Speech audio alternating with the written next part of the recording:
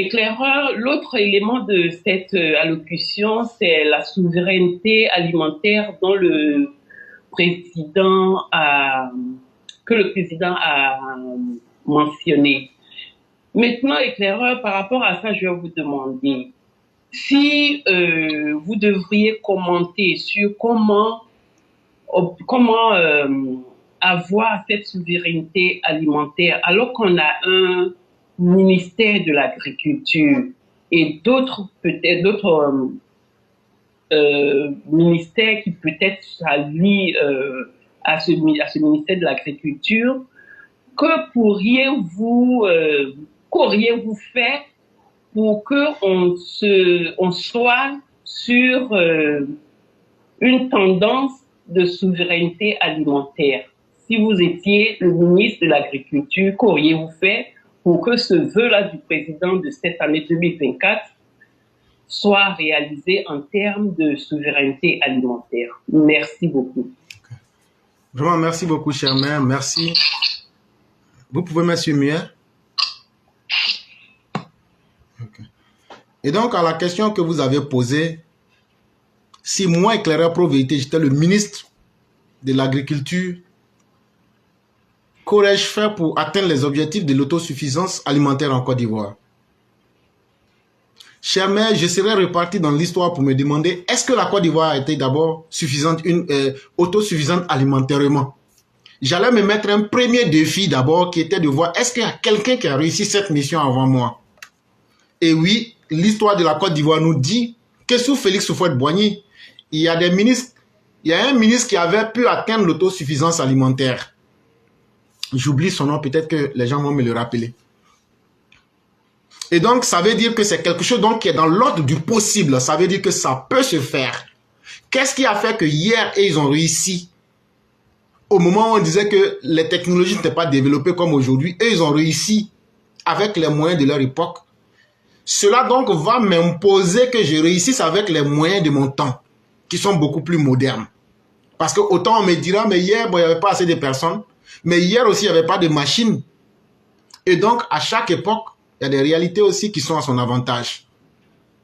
Et donc, sur cette base-là, ça ne devient plus un défi, mais ça devient maintenant une répétition de l'histoire. Et donc, pour répéter, parce que quand c'est pour répéter les mauvais modèles, les Ivoiriens et les politiciens ivoiriens sont forts dans ça. Mais quand c'est pour copier les bons modèles, c'est difficile pour eux. Et donc, il s'appelait le ministre Sawadogo. Vraiment, merci beaucoup, cher maire Karidia Sekoule Kone. Et donc, je me suis dit, qu'est-ce que je vais faire pour que je sois plus que le ministre Sawadogo, qui avait réussi à créer les conditions de l'autosuffisance alimentaire en Côte d'Ivoire? En réalité, les politiciens qui sont là parlent plus, mais n'ont pas la volonté. Et cette volonté-là, c'est quoi? C'est la capacité de se dire, là où on m'a nommé là, tout le monde va savoir qu'il y a un vrai garçon qui était là parce qu'il a fait un travail. Qu'on l'aime ou pas. Comme de la manière Alassane Ouattara est en train de travailler, qu'on l'aime ou pas, et puis on va voir les profits de ça. Donc la première chose que j'allais faire, j'allais clairement créer une structure de communication pour parler directement avec les Ivoiriens. On va partir partout. On a faim, les groupes de On a faim là. On va les inviter devant tous les Ivoiriens. Toi, tu as faim. Moi, voilà le ministère de l'Agriculture. La faim là, comment on va faire pour que ça ne se reproduise plus? On va parler directement dans un langage accessible devant tout le monde. On va décomplexer le débat. Ceux qui ont créé aujourd'hui un slogan pour dire qu'ils ont faim là, eux-mêmes, ils vont nous expliquer devant tous les Ivoiriens qu'est-ce qu'on va faire pour que eux là, ils n'aient plus faim. Quand ils vont expliquer là, on va dire, bon, vous qui avez faim, et puis nous-mêmes là, allons ensemble, on va faire ça. C'est qu'on a décidé ensemble là, et puis vous n'aurez plus faim. Deuxième chose, je vais demander au gouvernement de subventionner le prix du matériel agricole, c'est-à-dire les machines, les tracteurs. Je vais demander au gouvernement de casser les prix pour que tous ceux qui veulent faire de l'agriculture puissent mécaniser l'agriculture. Si tu envoies des tracteurs, des machines, si la machine doit te coûter 10 millions, les frais de douane là, on laisse tomber. Ou bien on te dit, il faut aller travailler, dans 5 ou 10 ans, tu paies.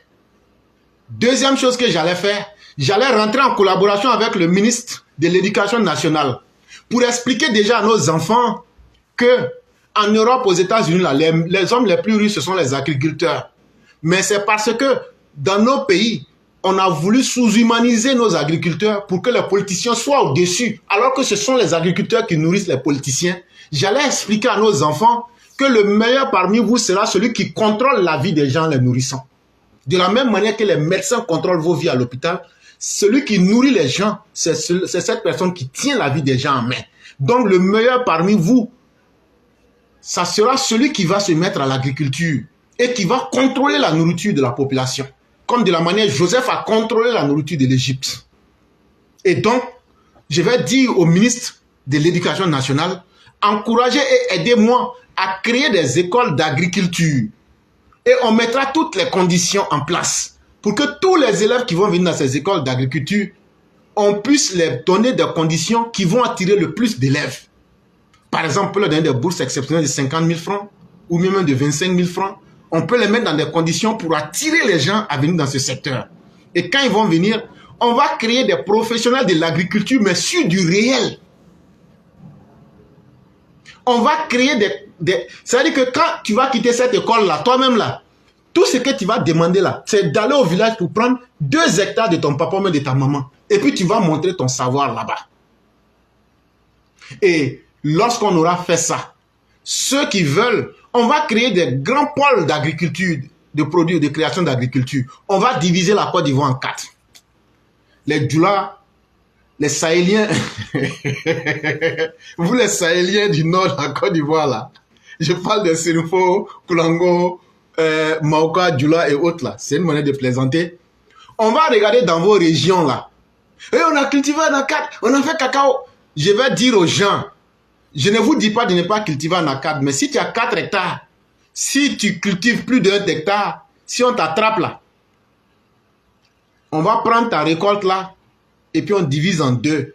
On va trouver une mesure pour te dire non. Parce que nos parents du Nord là, dans les années 80, est-ce que vous ne vous souvenez pas des dégâts que le coton a causé? Aujourd'hui, l'anacad vient répéter le même modèle. On va bien expliquer aux parents. Tu peux faire un acad là, mais si tu as un champ de 5 hectares, fais 1 hectare en acad. Le reste là, il faut faire quelque chose qui peut te nourrir. Tu fais la nourriture que toi-même tu aimes chez toi à la maison là. Il faut faire 1 hectare de ça. Quand tu fais 1 hectare là, ce que tu consommes dans ça là, tu mets ça chez toi à la maison. Le surplus là, tu vends. Maintenant, les autres aliments, comme n'importe quel aliment du vivrier, on va vous demander en fonction des besoins, on va demander à chacun de le faire. En fonction des régions, on va diviser les régions en 4. Et quand j'aurai fini ça, bien avant, je sais que le combat est dur. Je vais mener un combat qui est encore plus dur. Je vais dire, on ne va plus importer de riz, puisque c'est l'aliment le plus consommé. Je vais appeler les Libanais, je vais appeler tous ceux qui sont les étrangers qui sont la tête de l'alimentaire, de l'agro-business en Côte d'Ivoire pour leur dire, on va, en tout cas, en termes d'économie, le président dit qu'il faut qu'on soit autosuffisant alimentairement. C'est avec les hommes qu'on sera autosuffisant. On crée un système pour les hommes et un système est géré par les hommes. C'est-à-dire, quel que soit là où tu vis là, le mécanisme qu'on met en place là, ce sont des hommes qui mettent ce mécanisme en place. Ce sont des hommes aussi. C'est pour des hommes que ce mécanisme met en place. Donc ces hommes-là s'appellent les Ivoiriens. Et donc on va demander aux Ivoiriens, les 177 milliards qu'on prend pour subventionner le riz là, on ne va plus faire ça. On ne va pas donner l'argent à quelqu'un. Et c'est tout cet argent-là qu'on va prendre, des subventions-là qu'on va prendre pour subventionner directement nos paysans. Si tu as cultivé 10 tonnes de riz, toi seul avec ta famille, tu ne peux pas manger 1 tonne par an. Donc là, on va payer ton riz là directement. On va créer des centres où dès que tu viens avec ton riz, ça est là, on pèse. Vérifiez très bien, hein, les Sénoufos là, eux, ils mettent cailloux et puis ils mettent riz dessus. Donc vérifiez bien. Ou mes patates là, ils mettent cailloux dedans. Mais toujours est-il qu'on vérifie bien. Et donc on va créer des banques alimentaires qui appartiennent au gouvernement. Et de cette sorte-là, on va donc créer les conditions de la sécurité alimentaire en Côte d'Ivoire. Et voilà un peu quelques idées que j'aurais émises pour arriver au résultat que le chef de l'État me demandait. Et j'allais me donner une période de 3 ans pour atteindre cet objectif. Je dis bien, j'allais me donner 3 ans pour atteindre cet objectif, comme pour vous dire que ce serait une politique agressive. mais une politique réelle. Parce que j'allais faire sortir tous ceux qui sont dans les bureaux pour vous dire ce que vous avez appris. Allez sur le terrain. Du ministère jusqu'au ministre lui-même, j'allais dire à tout le monde, descendez sur le terrain. Parce que quand vous devez faire une élection dans vos villages, là, vous quittez vos bureaux. Quand vous êtes dans vos intérêts particuliers, vous quittez les bureaux. Mais quand c'est l'intérêt de la population, vous mettez une barrière entre vous et eux. Parce que vous vous considérez comme les plus grands. Donc, on allait descendre tout sur le terrain. Et j'allais mettre, comme je l'ai dit, l'autosuffisance n'a pas été atteinte par hasard. Dans le système de ma communication, j'allais copier l'ancien modèle de Félix Houphouët-Boigny qui a été que on va encourager les meilleurs paysans en fonction des besoins. Si, par exemple, à l'Ouest, on veut que les gens produisent plus. C'est un exemple que je prends. Produisent plus, par exemple, je ne sais pas quel produit je vais prendre. Mais prenons un produit du vivre, la banane, par exemple, voilà. À l'Ouest, par exemple, si je veux que les gens cultivent plus de bananes plantées, puisque chez nous, à l'Ouest, c'est ce que nous, on mange beaucoup avec foufou ou bien foutou, etc.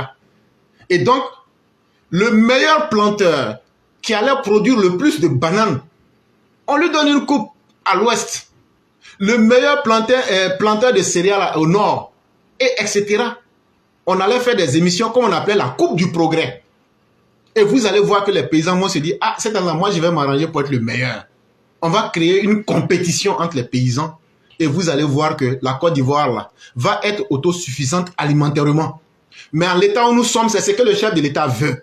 Mais si on reste là en train de parler, là, même dans 1000 ans, on ne sera pas autosuffisant parce que la volonté même, les ministres d'Agriculture et autres qui sont là n'ont pas la volonté de le faire. Ça aussi, c'est une vérité qu'il faut qu'on soit capable de leur dire. Sinon, si on veut atteindre là, le ministre Ouedraogo l'a fait. Si quelqu'un a réussi là, c'est qu'on peut refaire, ce n'est pas un miracle. Et donc, chère mère, voilà ce que j'aurais dit.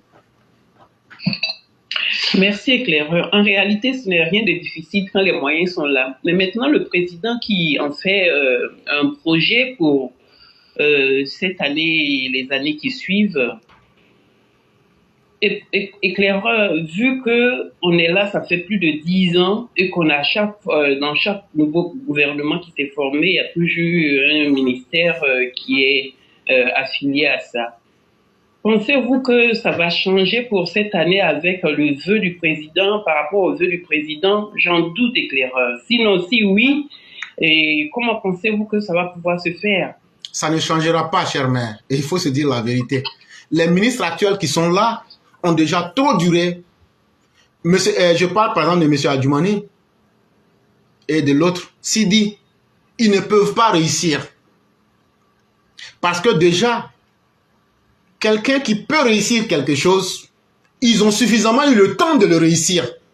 Mais pourquoi tout ce temps qu'ils ont eu, ils n'ont rien fait? Ce n'est pas maintenant qu'ils pourront faire quelque chose. Et moi, je les mets au défi. Chère mère, je dis, je mets M. Adjoumani au défi. Je mets M. Sidi au défi de répondre aux besoins du chef de l'État et d'atteindre avec des objectifs concrets.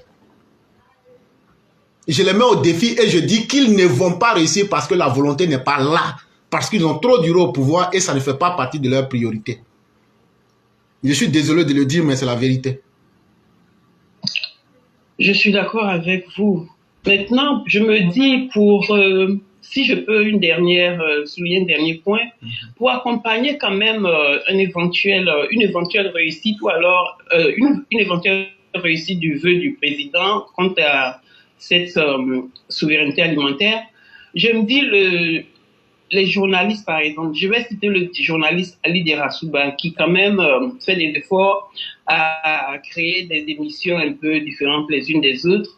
Je vais nommer par exemple cette émission-là qu'il appelle Sans réserve. Il peut faire un truc de ce genre où il va inviter les ministres à tour de rôle pour venir les interroger sur leur rôle. Qu'est-ce qu'ils ont fait par rapport à leur rôle? Qu'est-ce qu'ils ont réalisé? Qu'est-ce qu'ils ont réussi? Qu'est-ce qu'il leur faut? Et comment ils évoluent? Comment ils progressent? Pourquoi ne pas aussi initier une telle démarche pour ne serait-ce que contribuer d'une façon ou d'une autre à au développement de son pays et puis au meilleur être de sa population? Donc, j'interpelle M. Ali Derasouba et les autres journalistes, bien sûr, de créer quelque chose de ce genre, parce que jusque-là, il faut remarquer que nos cadres, ils ont trop longtemps, on les a trop longtemps laissés dormir sur leur laurier et qu'il faille qu'on fasse quelque chose aujourd'hui. Mais sinon, on en a pour longtemps encore et ce sera pas à notre avantage. Aujourd'hui, il y a trop de défis qui s'imposent à nous, qu'il faille vraiment, vers lesquels il faille se tourner pour faire quelque chose. Sinon, franchement, on court un peu à la dérive. Merci beaucoup, éclaireur. Merci infiniment, chère mère. Je vous souhaite vraiment une belle et heureuse année. Que le Seigneur nous comble de beaucoup de surprises agréables à tous les niveaux de cette année 2024. Que la paix, la santé, la prospérité et surtout la clémence divine nous accompagnent dans tout ce que nous ferons. Que Dieu nous épargne des magouilleurs et des marmailleurs, des margouillards. Que Dieu nous épargne des djihadistes. Que Dieu nous épargne des impolis. Que Dieu nous épargne de tout ce qui est négatif, c'est-à-dire aussi les cafards et les bras cassés et tout ce qu'il y a de négatif comme sorogium. Amen, amen. Merci beaucoup, éclaireur. Merci. Mais je souhaite que d'autres personnes, d'autres intervenants quand même viennent aussi apporter leur petite idée sur la question de ce sujet qui est la souveraineté alimentaire qui devient maintenant une préoccupation pour le président, s'il vous plaît. Merci beaucoup. Parce que c'est un défi du monde moderne et ça ne se fera que plus croissant en termes de nécessité. Et donc, si on ne cherche pas, je l'ai toujours dit ici, un peuple qui veut être autonome doit se nourrir lui-même, être capable de se soigner. Une fois que l'un des deux éléments est raté, ce peuple ne peut jamais connaître une avancée. Et on espère bien que les Ivoiriens eux-mêmes vont s'en souvenir et imposer cela à nos dirigeants aussi. Bravo à vous, merci encore. Et puis, je salue tout le monde. Bonne suite d'émission. Merci, chère mère, et bien des choses à toute la famille. Merci bien, merci.